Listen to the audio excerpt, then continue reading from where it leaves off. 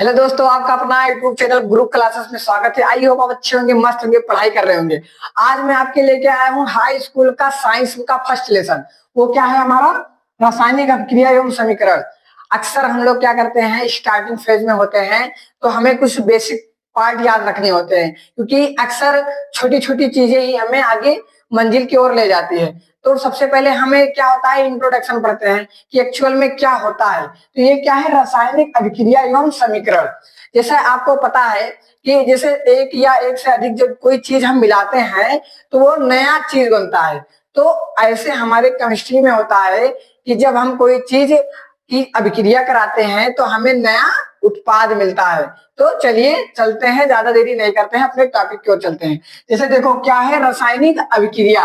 अब ये आपको समझ में नहीं आ रहा होगा कि रासायनिक अभिक्रिया एक्चुअल में होता क्या है। तो रासायनिक अभिक्रिया क्या होता है? देखो, वह अभिक्रिया जिसमें एक या एक से अधिक पदार्थ परस्पर अभिक्रिया करके नए पदार्थ का निर्माण करते हैं और रासायनिक अभिक्रिया कहलाता है। जैसे एक या एक से अधिक यानी एक एक अणु या एक यौगिक यानी एक यौगिक या दो यौगिक दोनों मिलके कई कोई नया एक उत्पाद बनाया, यानी नया तत्व का नाम बनाया, नया यौगिक का नाम बनाए, वही हमारा क्या है? रासायनिक अभिक्रिया है। अब चलिए हम एक एग्जाम्पल के साथ समझते हैं, क्योंकि वो ऐसे चीजें तो हमें समझ में आएंगे नहीं, तो हम एक एग्जाम्पल के साथ समझते हैं। इसे देखो, उदाहरण क्या है हमारा? मैग्नीशियम धातु। मैग्नीशियम धातु को वायु में जलाने पर मैग्नीशियम ऑक्साइड सफेद चूर्ण प्राप्त होता है। अब देखो क्या कहा, मैग्नीशियम धातु को वायु में जलाने पर मैग्नीशियम ऑक्साइड सफेद चूर्ण प्राप्त होता है। अब हम इसका समीकरण बनाएंगे। तो कैसे हमारा समीकरण बनेगा? इसे देखो क्या कहा, Mg। क्या मैग्नीशियम का होता है, क्या तत्व का क्या प्रतीत होता है? Mg प्लस वायु में जलाने पर मैग्नीशियम ऑक्साइड प्राप्त होता है। तो वायु में, वायु का फार्मूला क्या होता है सबको पता है? O2। क्या होता है? O2। अब ये हमारा क्या हो गया? समीकरण। देखो सबसे पहले आपको दिमाग में रखना, ये एरो की जो होता है ये संकेत करता है कि कोई नया उत्पाद हमारा बन रहा है। देखो एक ये क्या है, हमारे सब क्या है? ये सब हमारे अभिकारक हैं। और ये क्या है हमारा? ये जो इधर बनेगा हमारा, ये हमारा उत्पाद बनेगा। तो आपको दिमाग में रखना है। तो ये हमारा हो जाएगा, क्या बनेगा?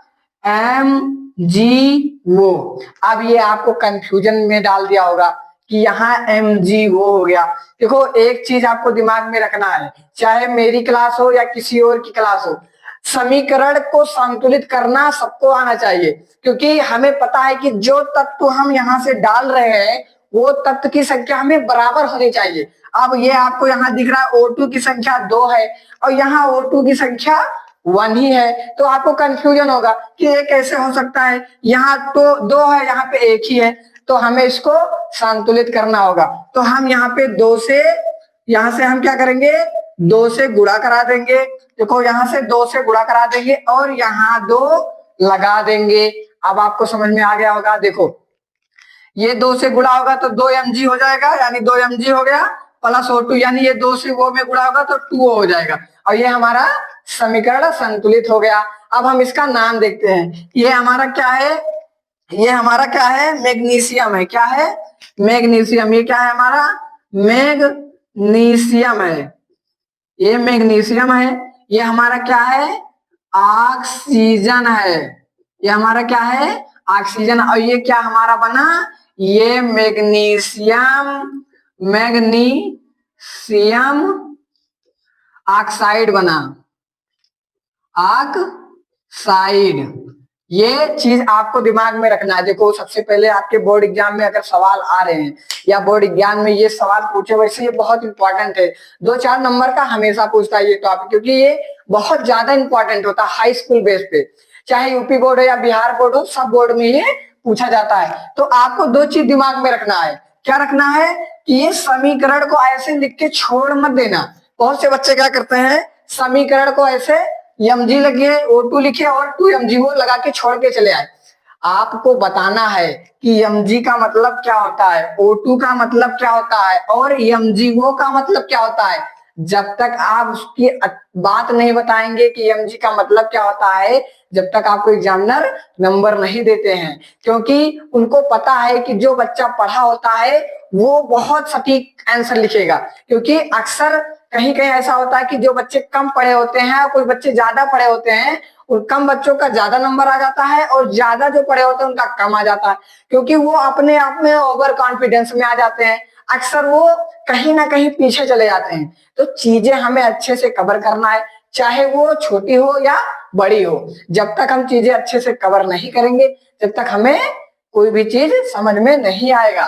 तो चलिए चलते हैं। अब देखो क्या है, अब क्या कह रहा है, देखो हमारा रासायनिक अभिक्रिया वह अभिक्रिया जिसमें एक या एक से अधिक पदार्थ परस्पर अभिक्रिया करके नए पदार्थ का निर्माण करते हैं, रासायनिक अभिक्रिया कहलाते हैं। फिर हमने उदाहरण आपको दिया कि मैग्नीशियम धातु को वायु में जलाने पर मैग्नीशियम ऑक्साइड सफेद चूर्ण प्राप्त होता है। अभिक्रिया हमने करके बताया। ऐसे आपको सेम एग्जाम में लिखना है, एक परिभाषा लिखना है, एक एग्जाम्पल लिख देना है। फिर रासायनिक अभिक्रिया की पहचान।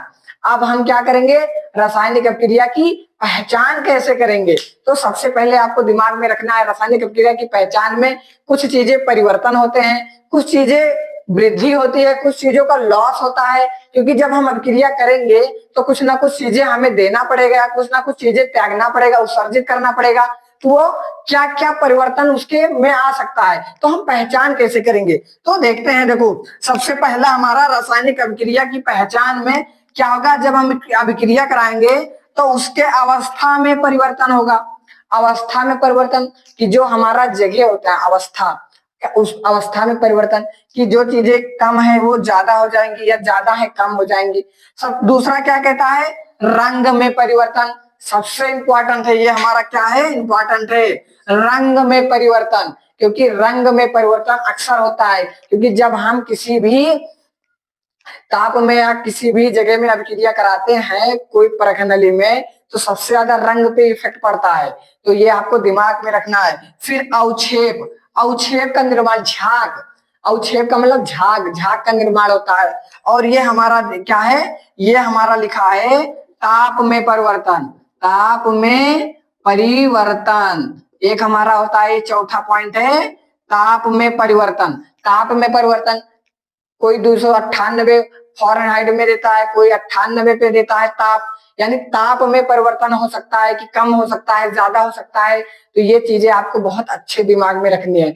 तो आज हम लोग क्या पढ़े, रासायनिक अभिक्रिया वह अभिक्रिया जिसमें एक या एक से अधिक पदार्थ परस्पर अभिक्रिया करके नए पदार्थ का निर्माण करते हैं। ये आपको पता है, देखो जब तक हम दो तत्व को मिलाएंगे नहीं, हमारा तीसरा तत्व नहीं बनेगा। तो ये आपको दिमाग में रखना है। सीधा सिंपल है, कुछ नहीं करना है। एक या एक से अधिक तत्व को या एक या एक अधिक से तत्व को आपस में हम मिला देते हैं तो एक नए तत्व का निर्माण होता है, नए यौगिक का निर्माण होता है। इसको हम क्या बोलते हैं, उत्पाद बोलते हैं, उत्पाद बोलते हैं। ये हमारा क्या होता है, उत्पाद। जैसे जल आपको पता है किससे बना है, H+O से, यानी हाइड्रोजन और ऑक्सीजन से। तो जब तक हम दोनों का अभिक्रिया नहीं कराएं अब तक हमारा H2O नहीं प्राप्त हुआ। तो H2+O2 मिलके ही हमारा जल बनता है। तो एक या एक से अधिक तत्व को हम आपस में अभिक्रिया कराते हैं तो नए उत्पाद का निर्माण होता है, नए तत्व का निर्माण होता है। और हमें रासायनिक अभिक्रिया को पहचानते कैसे हैं, रासायनिक अभिक्रिया की पहचान कैसे करते हैं। सबसे पहले हमें अवस्था में परिवर्तन, रंग में परिवर्तन, अवक्षेप का निर्माण और ताप का निर्माण, तो ये आपको बहुत अच्छे से दिमाग में रखना है।